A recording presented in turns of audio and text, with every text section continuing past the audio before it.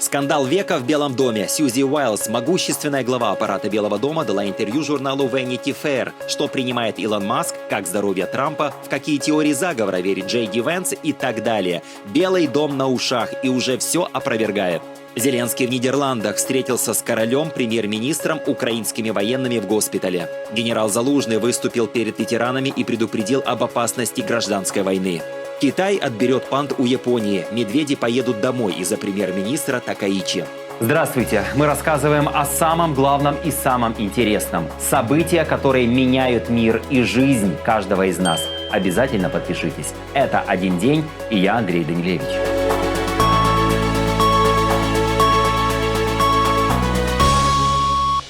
Журнал Vanity Fair 16 декабря опубликовал большой материал о администрации Дональда Трампа, основанный на интервью с главой аппарата Белого дома Сьюзи Уайлз. Она считается одной из самых влиятельных фигур Белого дома, стала первой женщиной на посту главы аппарата и сыграла ключевую роль в обеих президентских кампаниях Трампа. Журналист Крис Уиппл общался с Уайлз около 10 раз в течение 2025 года, обсуждая кризисы в Белом доме, досье Эпштейна, ликвидацию USAID Илоном Маском и состояние здоровья президента. По словам Уайлз, Трамп обладает характером алкоголика. Он не пьет, но думает, что нет ничего, чего бы он не мог сделать. Мы часто разговаривали по воскресеньям после церкви. Уайлз, прихожанка епископальной церкви, называет себя католичкой лайт. Однажды мы говорили, когда она стирала белье в съемной квартире в Вашингтоне. Трамп, по ее словам, обладает личностью алкоголика.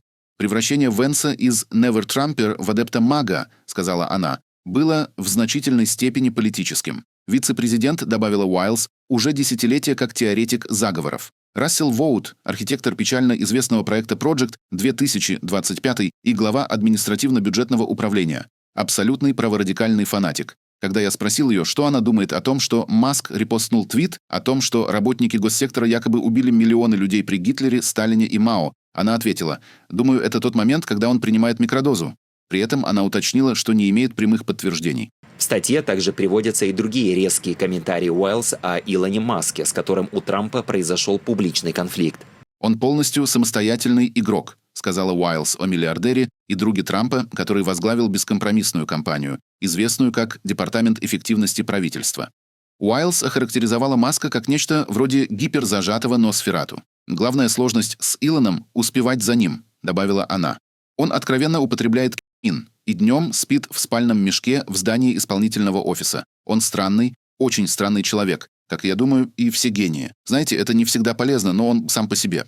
А вот что Vanity Fair пишет о роли Сьюзи Уайлз в формировании правительства Трампа и подборе кадров. Для Трампа Уайлз помогла сформировать кабинет жестких мага-хардлайнеров: Пит Хексет, министр войны, ранее обороны, Кэш Патель, директор ФБР, Джон Рэдклифф, директор ЦРУ, Пэм Бонди, генеральный прокурор, Тулси Габбард, директор национальной разведки, Кристи Ноэм, глава Министерства внутренней безопасности. Уайлз называет их кабинетом мирового класса. Лучше, чем все, что я вообще могла себе представить. Кабинет Трампа — либо одна из наименее квалифицированных президентских команд в истории, либо, если верить Уайлз, это дестабилизаторы. Единственные люди, у которых хватило смелости бросить вызов укоренившемуся глубинному государству. «Люди говорят, что глубинное государство — это Госдепартамент», — сказала Уайлз. «Это не так. Это военно-промышленный комплекс». За 10 месяцев общения журналиста Vanity Fair с самой могущественной чиновницей Америки она высказалась и об отношениях Дональда Трампа и Владимира Путина.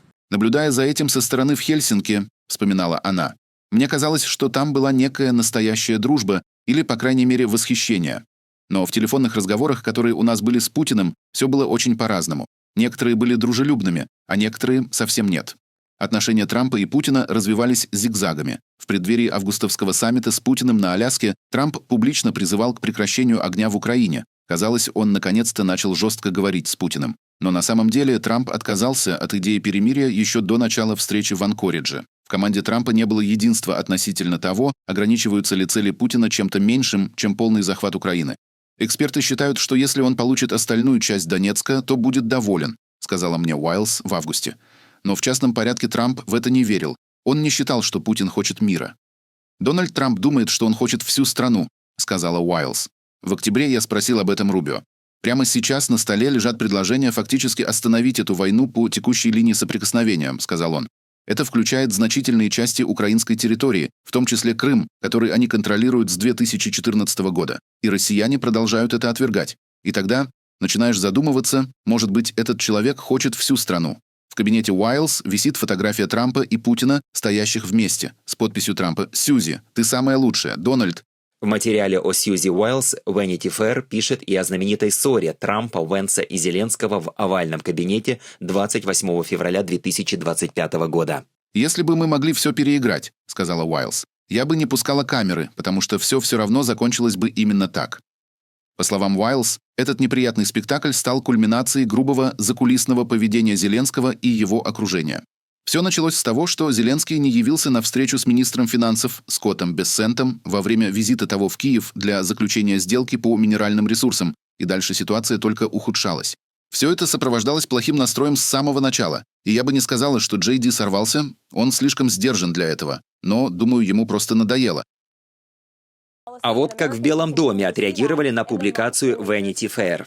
Я хотел спросить вас, Кэролайн, о двухсерийной статье в Vanity Fair про Сьюзи Уайлз, начальницу аппарата президента, и его ближайшее окружение. Очевидно, что в этом было много сотрудничества между Белым домом и Vanity Fair, потому что Сьюзи Уайлз давала многочисленные интервью автору на протяжении почти года. Были сделаны портреты ближайшего окружения президента, включая ее, Джей Ди Венса и Стивена Миллера. Похоже, Белый дом действовал рука об руку с Vanity Fair. И тем не менее, вот реакция Сьюзи Уайлз на серию статей. Цитата. «Статья, опубликованная ранним утром, является лицемерно поданной атакой на меня и на лучшего президента, штат Белого дома и кабинет в истории.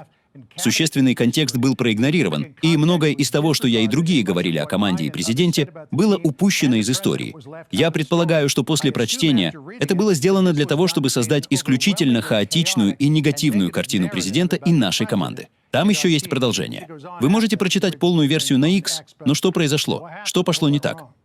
Что ж, я просто повторю за своей начальницей Сьюзи Уайлз, которая является лучшим начальником аппарата в истории нашей страны, работая на величайшего президента в истории нашей страны. К сожалению, это была еще одна попытка фейковых новостей от журналиста, который действовал лицемерно и действительно вырывал слова начальника из контекста. Но, думаю, самое главное — это предвзятость за счет опущений, которая присутствовала на протяжении всей истории. Журналист опустил все сказанное о президенте и внутренней работе Белого дома. И, как сказала Сьюзи сегодня, это крайне прискорбно, что так произошло, но это не отвлечет нас от дела — сделать Америку снова великой. Президент Трамп был таким продуктивным президентом и достиг большего за 11 месяцев, чем большинство президентов за 8 лет, благодаря своему видению и настойчивости, которые реализуются и поддерживаются нашим великолепным начальником аппарата Белого дома, Сьюзи Уайлз, которой я с гордостью могу назвать своим начальником, наставником и другом. А вот как прокомментировал скандальное интервью Сьюзи Уайлз вице-президент США Джей Ди Венс. Интервью, которое начальник аппарата Белого дома Сьюзи Уайлз дала в Vanity Fair, где она, прошу прощения, и это не мои слова, сэр, назвала вас теоретиком заговора в течение десятилетия, а вашу трансформацию из человека, который раньше выступал против президента Трампа, в нынешнего вице-президента охарактеризовала как политическую целесообразность.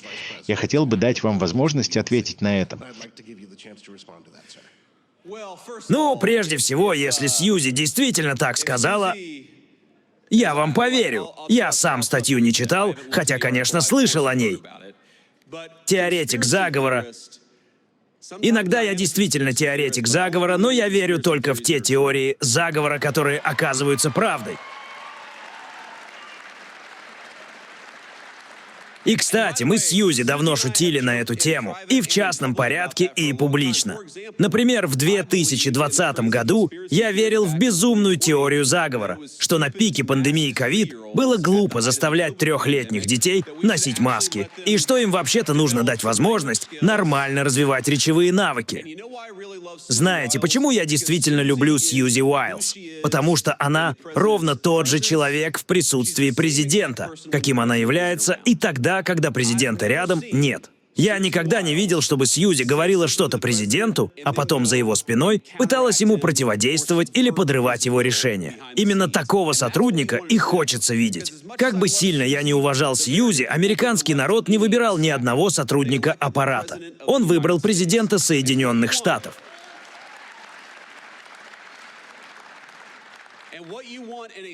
И задача сотрудника — и реализовывать волю американского народа и выполнять распоряжения законно избранного главнокомандующего. У нас со Сьюзи бывают разногласия, но согласия у нас куда больше. И я никогда не видел, чтобы она была нелояльна президенту США. Именно поэтому она лучший начальник аппарата Белого дома, какого, на мой взгляд, президент вообще мог бы пожелать.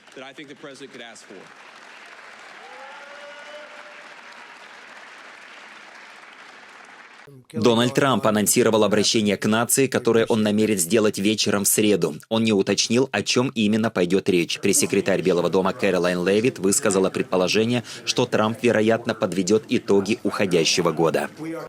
Мы с большим нетерпением ждем, когда президент Трамп завтра вечером в 9 часов по восточному времени обратится к нации. Я надеюсь, что ваша аудитория настроится на трансляцию, и американцы по всей стране тоже послушают своего президента о тех исторических достижениях, которых он добился для нашей страны за прошлый год. Если посмотреть на безопасность наших границ, если посмотреть на то, как он остановил инфляцию Джо Байдена, снизил цены на бензин до самого низкого уровня за 5 лет, президент Трамп расскажет о том, что будет дальше. Лучшее, как он часто говорит, еще впереди. И поэтому он обратится к стране обо всех своих исторических достижениях за прошлый год и, возможно, затронет политику, которая будет внедряться в новом году по мере приближения рождественского сезона. Президент Украины Владимир Зеленский после переговоров в Берлине отправился в Нидерланды. В Гааге он встретился с премьер-министром королевства Диком Схоффом. Встреча прошла на фоне международного обсуждения использования замороженных российских активов для компенсации Украине ущерба от войны.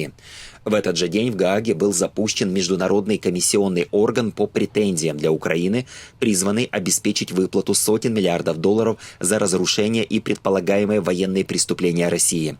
На церемонии присутствовали европейские лидеры и король Нидерландов Вильям Александр. И действительно есть финансовые вызовы, и вы видите, как мы работаем.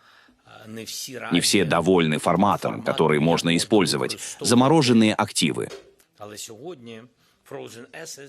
Но сегодня они могли бы как-то сбалансировать некоторые сокращения в тех или иных странах. Потому что это была действительно серьезная поддержка. Я не вижу возможности стоять крепко без этой поддержки. Также Зеленский высказался о продолжении переговоров по мирному плану в Майами и возможной негативной реакции России. В Майами меня там не будет. Будут переговорные группы. Они получат обратную связь от россиян, я думаю, и будут обсуждать несколько документов.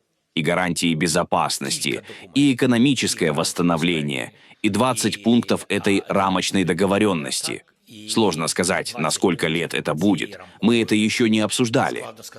Будет ли ограничено какими-то сроками те или иные гарантии или нет? Единственное, что было очень важно для нас — это должно быть проголосовано в Конгрессе.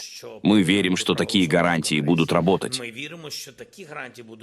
Также Зеленский посетил раненых украинских солдат в реабилитационном центре Арденбург в Нидерландах. Он пообщался с военнослужащими, вручил государственные награды и поблагодарил солдат и персонал центра за мужество и помощь в восстановлении. Экс-главком Вооруженных сил Украины, ныне посол Украины в Великобритании Валерий Залужный предупредил о рисках гражданской войны в Украине из-за возвращения военных с фронта. По его словам, демобилизованные могут оказаться перед соблазном легких денег и незаконной деятельности в условиях ухудшения экономической ситуации. Это создаст угрозы роста преступности, политической дестабилизации и вызовом национальной безопасности в целом. Залужный подчеркнул, что реинтеграция ветеранов в мирную жизнь станет серьезным вызовом для государства, общества и самих военнослужащих. Уже сегодня есть примеры и указывают на отношение чиновников и политиков к военным и, соответственно, будущим ветеранам как к угрозе. В том числе из-за страха политической конкуренции. Меня лично это удивляет. Ветераны могут стать не только объектом, мягко говоря, политических опасений, но и заложниками политических игр разных политических сил. Нужно понимать, что, оказавшись в условиях, например, резкого сокращения доходов, отсутствия работы, жилья, возможности реализовать себя в обществе и семье, люди с боевым опытом и с оружием в руках становятся уязвимыми перед различными провокациями и соблазняются легкими деньгами. Поэтому возникают серьезные риски, начиная от роста преступности и угроз на улицах. Это минимум. И опыт Второй мировой войны и война в Афганистане с ее лихими 90-ми подтверждают это. Так что это подтверждение, и все это может привести к рискам политической дестабилизации в стране и угрозам национальной безопасности, таким, например, как гражданская война. Итак, окончание войны и перспектива возвращения около 1 миллиона наших защитников домой, для кого это, разумеется, актуально, а также переход к статусу ветерана станут новым вызовом и для государства, и для гражданского общества, и, что характерно, для самих ветеранов. Разумеется, и Министерство ветеранов, и все вовлеченные в процесс реинтеграции точно знают, и вы, как бы сегодня говорите, эти проблемы, которые будут существовать, которые уже есть, и, вероятно, найдут пути, как возможно действовать. Верховной Раде Украины во время пленарного заседания произошла потасовка между депутатами. Конфликт начался после того, как депутат Марьяна Безугла заблокировала парламентскую трибуну, не дав возможности выступить другим законодателям. Во время исполнения государственного гимна народный депутат Сергей Тарута попытался разблокировать трибуну, сорвал заградительные ленты и вступил в словесную перепалку с Безуглой. По сообщениям, депутатка выдвинула требования к военно-политическому руководству провести военную реформу и отправить в отставку главнокомандующего Вооруженных сил Украины Александра Сырского. Китай забирает из Японии последних гигантских панд. 4-летние близнецы Сяо-Сяо и Лэй-Лэй, рожденные в токийском зоопарке Уэна, вернутся в Китай в конце января по условиям соглашения об аренде животных. Для Японии это конец целой эпохи. После отъезда панд страна впервые с 1972 года останется без этих животных, с того самого времени, когда Токио и Пекин нормализовали дипломатические отношения. Новость вызвала ажиотаж. В зоопарк выстраиваются многочасовые очереди, а доступ к вольерам уже ограничили 1 минутой. Формально возвращение панд было запланировано заранее. Все гигантские панды в мире считаются собственностью Китая, а детеныши, рожденные за границей, подлежат возврату. Пекин давно использует так называемую пандодипломатию, передавая животных как жест дружбы союзникам и торговым партнерам, либо отзывая их на фоне политического охлаждения. И нынешний отъезд совпадает с резким ухудшением отношений между Китаем и Японией после заявлений Токио о возможной военной реакции в случае атаки на Тайвань. Спасибо, что смотрите и поддерживаете нас. Подписывайтесь, чтобы всегда быть в курсе главных событий.